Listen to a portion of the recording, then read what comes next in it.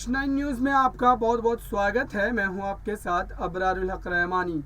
महाराष्ट्र की राजनीति में फिर से एक बार शिवसेना के बाद एनसीपी को बड़ा झटका लगने वाला है, ऐसा सूत्रों के हवाले से बताया जा रहा है। क्योंकि अजीत पवार के पुत्र पार्थ पवार अब बीजेपी का दामन थामने जा रहे हैं। और ऐसे में जबकि शिवसेना पार्टी में जो भगदड़ मची है, उसके बाद कहीं ना कहीं शरद पवार को इसका झटका जो है और इसका सदमा जो है वो लगा हुआ है। लेकिन अचानक से फिर उनके परिवार में इस तरीके से टूट होना कहीं ना कहीं महाराष्ट्र में अब विपक्ष को समाप्त करने की तैयारी जो है वो भारतीय जनता पार्टी के द्वारा किया जा रहा है। और लगातार बीजेपी की ये रणनीति रही है कि अलग अलग राज्यों में देश में जहां भी विपक्षी पार्टियों की सरकार है उसको या तो कमजोर किया जा रहा है, एमएलए को एक तरीके से अपने पाले में साधने के बाद, या तो फिर उनके परिवार में ही एक फूट डाल दी जाती है जिसको सुलझाने में वो इतने व्यस्त हो जाते हैं कि सरकार और सत्ता उनके हाथों से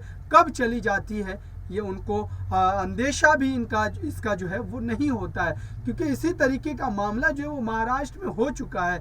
आदित्य ठाकरे और उद्धव ठाकरे को लेकर के बीजेपी ने एक ऐसा षड्यंत्र बनाया और उसमें उनको इस तरीके से उलझा दिया और तमाम जो रणनीति है उसके तहत काम करना उन्होंने शुरू किया, एकनाथ शिंदे को मुहरा बना करके, और आखिरकार उस सरकार को गिरा करके दम लिया। ये आरोप जो है लगातार विपक्षी दलों के द्वारा बीजेपी पर लगाए जाते हैं। लेकिन अभी जो एनसीपी में बड़ी टूट होने की खबर आ रही है पार्थ पवार को लेकर के, हालांकि पार्थ पवार के जाने से कहीं ना कहीं ये अंदेशा लगाया जा रहा है कि अजीत पवार भी इस तरीके का कदम न उठा ले। क्योंकि अजीत पवार के पुत्र हैं पार्थ पवार, और अगर उन्होंने इस तरीके के कदम उठाने का निर्णय जो है वो ले लिया है तो कहीं ना कहीं आशंका जो जताई जा रही है कि हो सकता है इसमें अजीत पवार की भी मंशा हो। क्योंकि अजीत पवार खुद इतना बड़ा फैसला नहीं लिए, लेकिन अगर उनके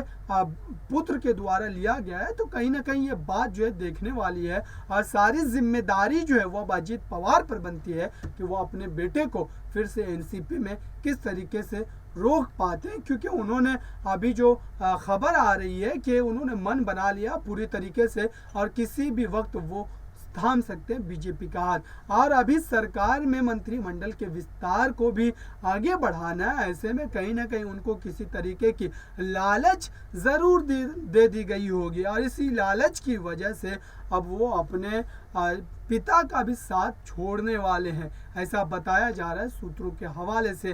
और अगर ऐसा हुआ तो फिर एनसीपी में एक बड़ी टूट देखने को मिल सकती है। फिलहाल देखते हैं महाराष्ट्र की राजनीति में किस कदर जो है वो करवटें बदल रही है महाराष्ट्र की राजनीति, और लगातार किसी ना किसी दिन एक बड़ा उलटफेर देखने को मिल रहा है महाराष्ट्र में। और उसके साथ ही एकनाथ शिंदे और देवेंद्र फडणवीस की जो एक तरीके से चुनौती है वो और भी ज़्यादा बढ़ने वाली है। क्योंकि शरद पवार जैसा नेता उनको इस तरीके की बगावत और टूट करने के बाद अपनी पार्टी में इतनी आसानी से छोड़ने वालों में नहीं है।